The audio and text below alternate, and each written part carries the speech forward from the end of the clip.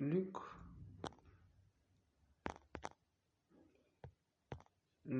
chapitre 2.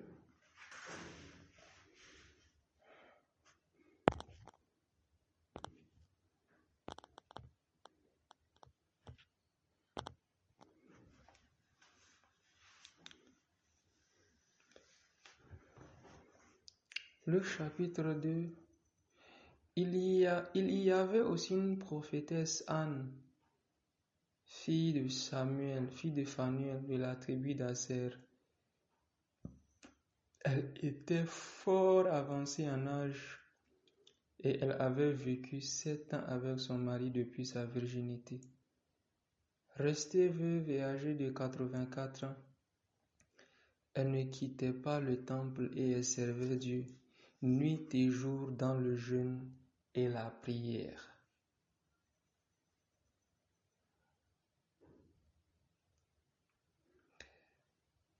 Étant survenue elle aussi à cette même heure, elle louait Dieu et elle parlait de Jésus à tous ceux qui attendaient la délivrance de Jérusalem. Ok, peut-être je vais lire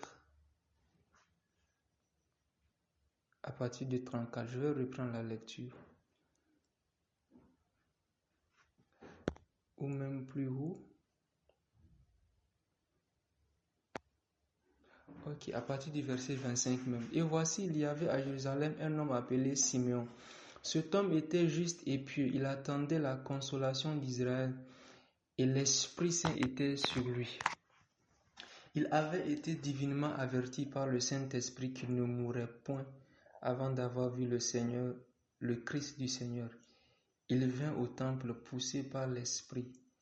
Et comme les parents apportaient le petit enfant, Jésus, pour accomplir à son égard ce qu'ordonnait la loi, il le reçut dans ses bras, bénit Dieu et dit, « Maintenant, Seigneur, tu laisses ton serviteur s'en aller en paix, selon ta parole, car mes yeux ont vu ton salut. Salut que tu as préparé dans tous les peuples, lumière pour éclairer les nations et gloire d'Israël ton peuple. » Son père et sa mère étaient dans l'admiration des choses qu'on disait de lui. Simeon les bénit et dit à Marie, sa mère, « Voici cet enfant est destiné à amener la chute et le relèvement de plusieurs en Israël et à devenir un signe qui provoquera la contradiction. Et à toi-même une épée te transpercera l'âme afin que les pensées de beaucoup de cœurs soient dévoilées. » Il y avait aussi une prophétesse, Anne, fille de Phanuel, de la tribu d'Aser. Elle était fort avancée en âge et elle avait vécu 7 ans avec son mari depuis sa virginité. Restée veuve et âgée de 84 ans, elle ne quittait pas le temple et elle servait Dieu nuit et jour dans le jeûne et dans la prière. Étant survenue elle aussi à cette même heure, elle louait Dieu et elle parlait de Jésus à tous ceux qui attendaient la délivrance de Jérusalem. Amen. Bien-aimés, dans le passage que nous avons lu, nous voyons 2 personnes, Simeon et la prophétesse Anne. Ces 2 personnes avaient 2 choses en commun. Paredega sondre elinon paradia cabona. L'era soblegade vorenum talide un trecale nurse vadamo.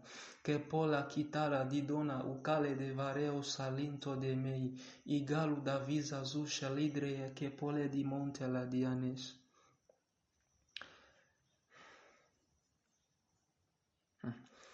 Ces 2 personnes, je disais, avaient 2 choses en commun.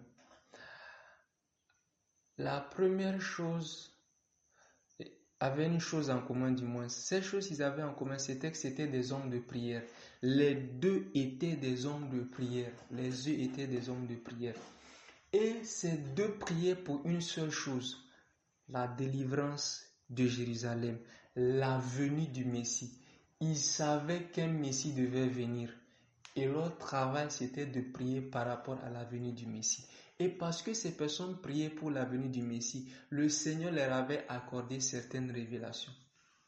Bien-aimé, quand tu te disposes à prier pour une chose, Dieu va te parler pour cette chose. Dieu va te parler par rapport à ces choses.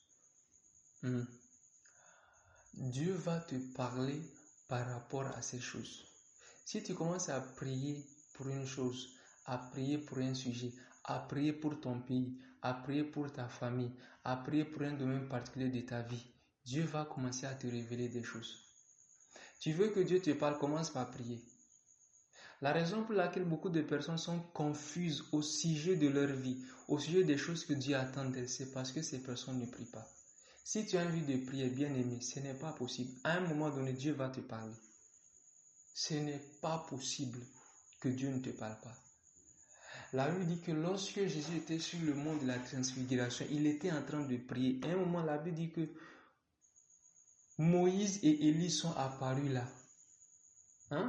Et ont commencé à s'entretenir avec lui par rapport à sa mort prochaine à Jérusalem. Sa mort prochaine, c'était son but. C'était ce pourquoi il a été envoyé. Et ils étaient en train de l'entretenir par rapport à cette mission-là. Mais c'est venu où? Dans la prière. Pendant que tu pries, Dieu va te parler. Tu dis, à quoi est-ce que Dieu m'a appelé? Pourquoi je suis sur la terre? Commence par prier. Dieu va te commencer à te révéler par morceaux, un peu. Il ne te dira pas tout, mais par moment, il te dira une chose. Ça va se compléter un peu. Si seulement tu peux prier. Ainsi, c'était ces deux-là qui étaient ceux qui se tenaient à la brèche pour la nation d'Israël. Peut-être que ce n'étaient pas les seuls, mais ce sont ces deux-là que la Bible nous révèle. Et ils priaient. Et la Bible nous dit qu'au sujet de Simeon, qu'il a été poussé par l'Esprit. Quand vous priez, prêtez attention aussi à ce qui vous vient comme impression, à ce que vous pouvez voir, à ce que vous ressentez, à ce que Dieu peut être en train de vous dire. Parce que en dehors de l'exaucement aussi, Dieu nous conduit. Oui, Dieu nous conduit. Je connais une personne, une fois, il voulait déménager, mais il n'avait pas trouvé la maison qu'il voulait. Chaque fois qu'il visitait une maison avec sa femme, il ne trouvait pas la maison qu'il voulait. Finalement, ils ont décidé de continuer à prier. Un jour, pendant qu'il était en train de prier en langue, il priait parce qu'il avait pris du temps. Chaque fois, il priait par rapport à ça. Il prenait le sujet, mettait ça sur son cœur. La maison, il priait en langue. Chaque fois, c'était juste ça. Attendez, qu'est-ce qu'on se va dire? Comment? Parce que tout ce qu'ils avaient visité, ils n'avaient pas trouvé. Donc, ils s'attendaient au Seigneur. Ça a pris le temps, ça a pris un jour alors qu'il avait fini comme ça de prier. Il n'a pas entendu. Il n'a rien vu. Il a juste senti qu'il devait rendre visite à un frère.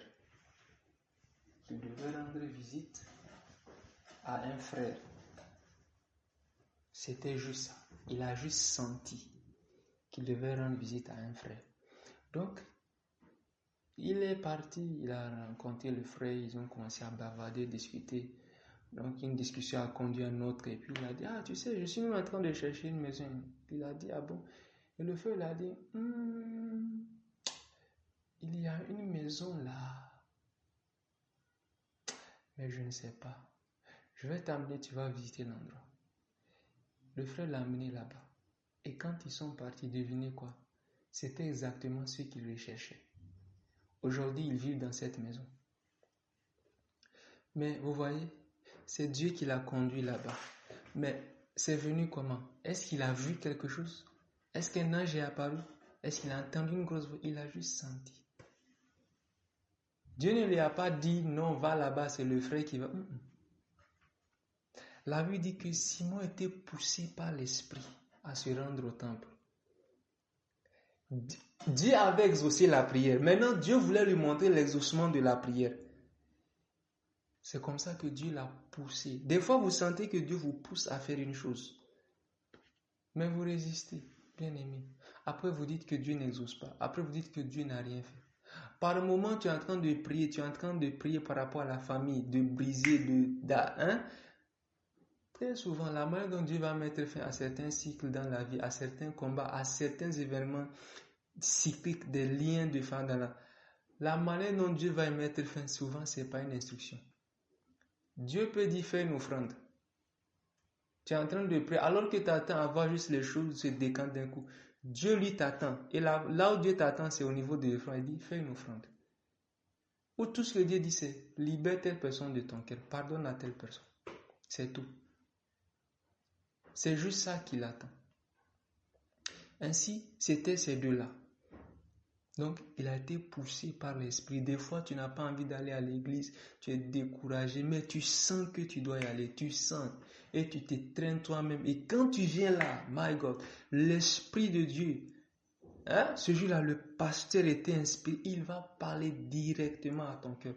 Pourquoi? Parce que le Seigneur voulait te rencontrer là. Dieu avait un rendez-vous pour toi. Des fois, Dieu nous pousse à aller à certains endroits. Dieu nous pousse à faire certaines choses. Des fois, il nous pousse à ne pas faire aussi. Nous devons apprendre à obéir. Donc, il est parti et il a rencontré le Messie là. Il a dit, maintenant, je peux partir. Je peux partir. Si tu pries, Dieu va te révéler des choses. Il est possible que Simeon, les gens ne le connaissent pas dans tout Israël. Mais en réalité, c'est sûr. La Bible ne nous a pas dit combien d'années il a passé en train de prier. En train de prier, en train de prier, en train de prier. La Bible ne nous le dit pas. La Bible ne nous le dit pas. La deuxième personne, c'est Anne. Anne la prophétesse. Et à toi une épée te transpercera l'âme afin que les pensées de beaucoup de cœurs soient dévoilées. Bien-aimé, ok, il y avait une prophétesse, Anne, fils de Samuel, de la tribu d'Azer. Elle était fort avancée en âge et elle avait vécu 7 ans avec son mari depuis sa virginité. Restée veuve et âgée de 84 ans, elle ne quittait pas le temple et servait Dieu nuit et jour dans le jeûne et la prière. Bien-aimé, qui a dit que c'était fini pour toi? Aussi longtemps que tu peux prier, ce n'est pas fini. La Bible dit, quelqu'un est-il dans la souffrance, qu'il fasse quoi? Qu'il prie. La veuve peut devenir prophétesse entre les mains de Dieu. La veuve peut devenir prophétesse entre les mains de Dieu. Là où tout le monde croit que le chapitre est clos, Dieu peut commencer à partir de là. Elle aussi dans le temple, nuit et jour en train de prier, en train de prier, en train de prier, de demander la venue du Messie. Vous savez, Dieu a utilisé ce verset il y a quelques années pour me réprimander. Ce verset devrait être un verset qui interpelle. Comment une femme peut avoir 84 ans, continuer à servir Dieu pendant qu'il y a des jeunes qui ne font rien dans l'église? Comment? Comment est-ce qu'il y a des jeunes dans l'église, mais l'église est sale? Comment est-ce qu'il y a des jeunes dans l'église, mais personne ne vient pour nettoyer? Comment est-ce qu'il y a des jeunes dans l'église, mais le groupe d'intercession est vide? Personne ne prie pour l'église, pour le pasteur. Comment?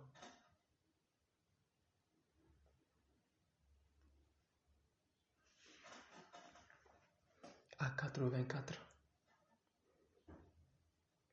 Elle était fort avancée en âge. Et elle servait le Seigneur nuit et jour, nuit et jour, nuit et jour, dans le jeûne et dans la prière, dans le jeûne et dans la prière. Maintenant, à part le fait que ces personnes-là prient, vous allez voir une chose de plus, c'est que ces personnes étaient consistantes dans la prière. Avant de voir l'exaucement, la Bible ne nous précise pas pendant combien d'années ils ont prié. Et c'est là que je vais finir et là que je suis en train d'aller. Nous devons apprendre à faire des dépôts de prière. Des dépôts de prière. De la même manière que tu déposes l'argent à la banque. C'est comme ça que tu dois faire des dépôts de prière. Pourquoi? La Bible dit que tous les hommes viendront à toi. Car tu exauces les prières. La raison pour laquelle nous prions, ce n'est pas pour la forme. Nous prions parce que nous avons un Dieu dans le ciel qui exauce les prières. Nous prions parce que nous avons un Dieu à qui rien n'est impossible. Nous prions parce que nous avons dans le ciel un Dieu à qui toutes choses sont possibles.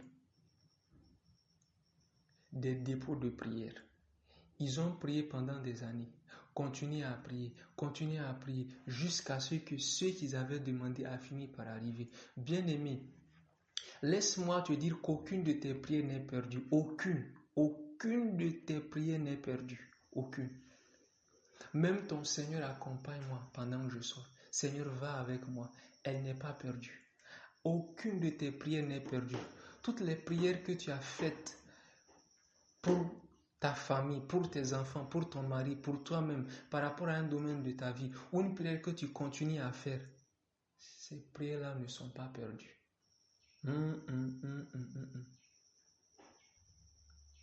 Ces prières-là ne sont pas perdues. Lisons un autre passage.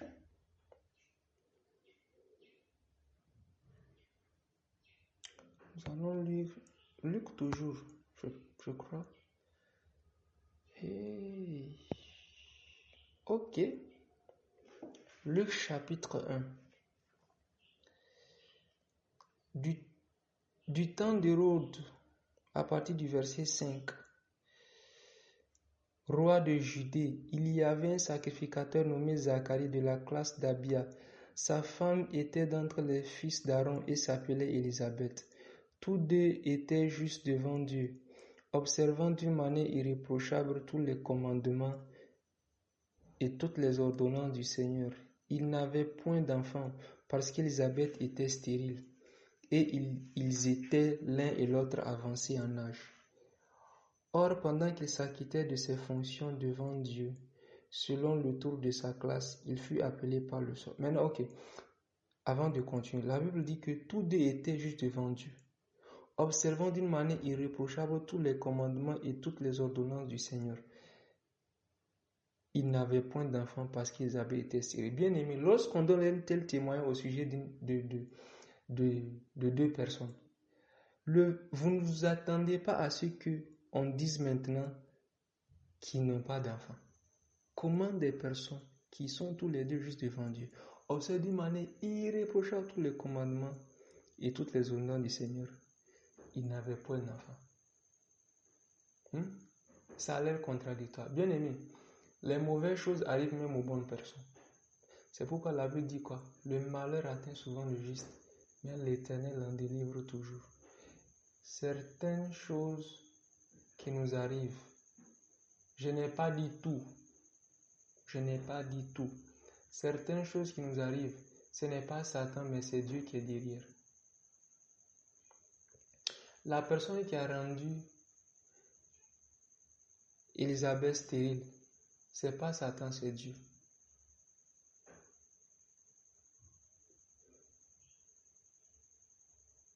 Ce n'est pas Satan, c'est Dieu. Pourquoi? Parce que Dieu voulait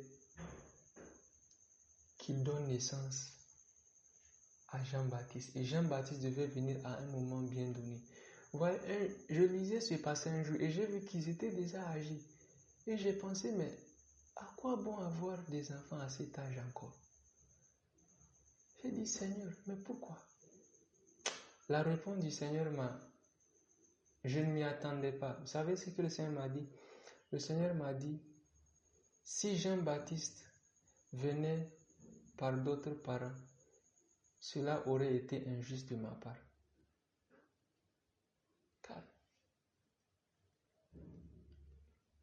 Dieu dit pour être juste, à cause de la manière dont ils m'ont servi, Jean-Baptiste doit venir par eux. C'est pourquoi l'ange a dit, ok, je vais lire ça.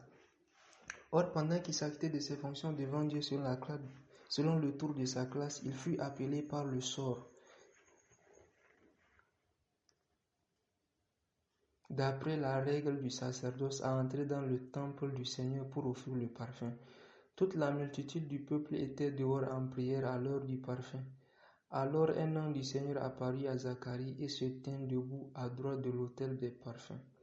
Zacharie fut troublé en le voyant, et la frayeur s'empara de lui. Mais l'ange lui dit, ne crains point Zacharie, car ta prière a été exaucée. Alléluia. Ta prière a été exaucée.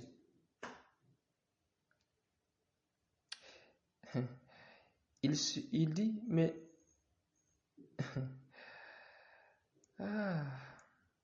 ta femme Élisabeth t'enfantera un fils et tu lui donneras le nom de Jean.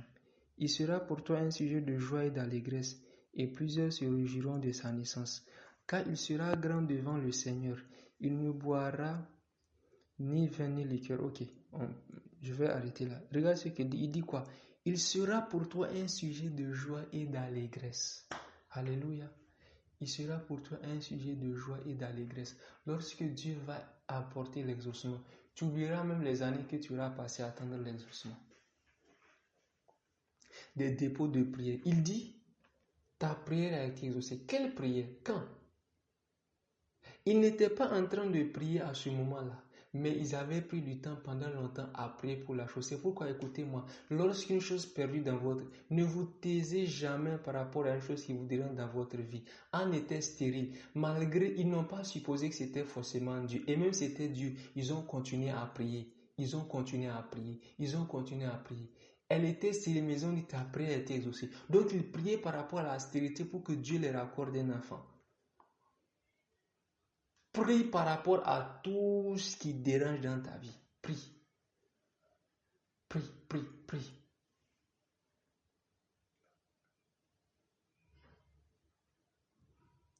Prie. Ta prière a été exaucée. Lorsque la prière a été exaucée, il n'était pas en train de prier, il était en train de servir Dieu.